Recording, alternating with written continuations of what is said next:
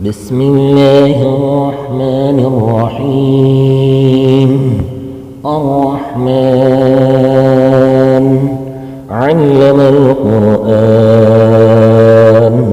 خلق الإنسان علمه البيان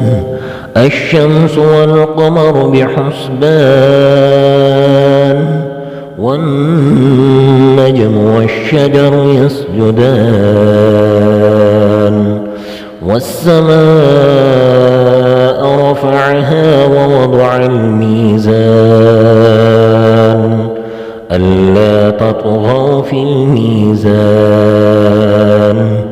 وأقيموا الوزن بالقسط ولا تخسروا الميزان والأرض وضعها للأنام فيها فاكهة والنخل ذات الأكمام والحب ذو العصف والريحان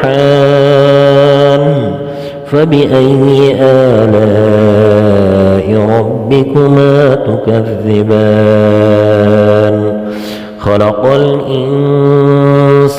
من صلصال كالفخار وخلق الجان من مارج من نار فبأي آلاء ربكما تكذبان رب المشرقين ورب المغربين فبأي آلاء ربكما تكذبان مرج البحرين يلتقيان بينهما برزخ لا يبغيان فبأي آلاء ربكما تكذبان يخرج منهما اللؤلؤ والمرجان فبأي آلاء ربكما تكذبان وله الجوار المنشآت في البحر كالأعلام فبأي آلاء ربكما تكذبان كل من عليها فان ويبقى وجه ربك ذو الجلال والإكرام فبأي آلاء ربكما تكذبان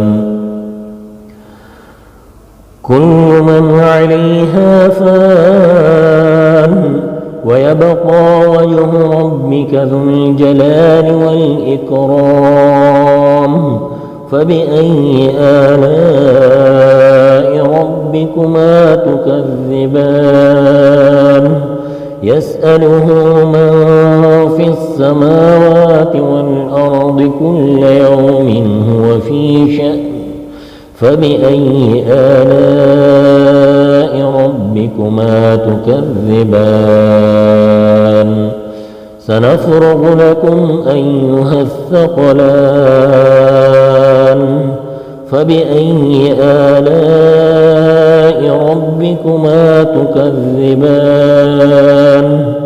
يا معشر الجن والإنس إن استطعتم أن تنفذوا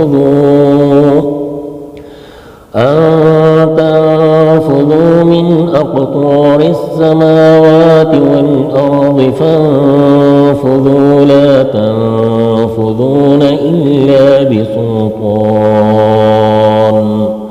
فبأي آلاء ربكما تكذبان يرسل عليكما شواظ من نار ونحاس فلا ينتصرون فبأي آلاء ربكما تكذبان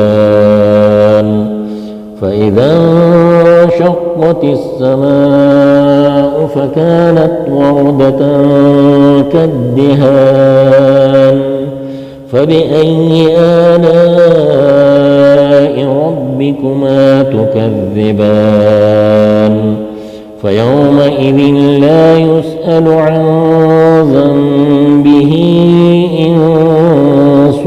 ولا جان فبأي آلاء ربكما تكذبان يعرف المجرمون بسيماهم فيؤخذ بالنواصي والأقدام فبأي آلاء ربكما تكذبان هذه جهنم التي يكذب بها المجرمون يطوفون بينها وبين حميم آن فبأي آلاء ربكما تكذبان ولمن خاف مقام ربه جنتان فبأي آلاء ربكما تكذبان ذواتا أفنان فبأي آلاء ربكما تكذبان فيهما عينان تجريان فبأي آلاء ربكما تكذبان فيهما من كل فاكهة زوجان فبأي آلاء ربكما تكذبان متكئين على فرش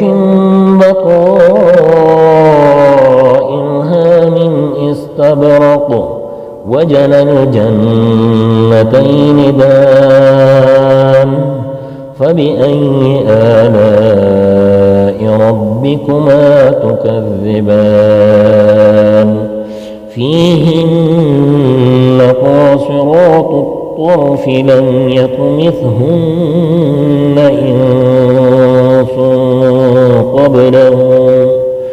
إنس قبلهم ولا جان فبأي آلاء ربكما تكذبان كأنهن الياقوت والمرجان فبأي آلاء ربكما تكذبان هل جزاء الإحسان إلا الإحسان فبأي آلاء ربكما تكذبان ومن دونهما جنتان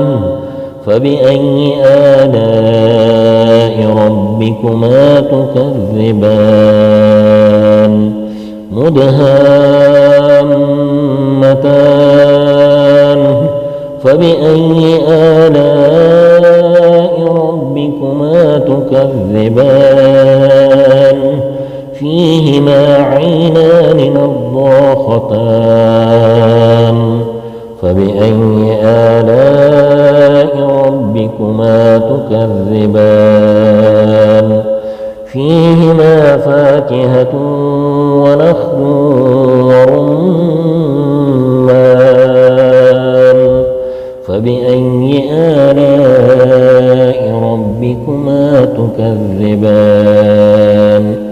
فيهن خيرات مقصورات حسان فبأي آلاء ربكما تكذبان حور مقصورات في الخيام فبأي آلاء ربكما تكذبان لم يطمثهن إنس قبلهم ولا جان فبأي آلاء ربكما تكذبان متكئين على رفرف خضر وعبقري حسان فبأي آلاء ربكما تكذبان تبارك اسم ربك ذي الجلال والإكرام صدق الله العظيم.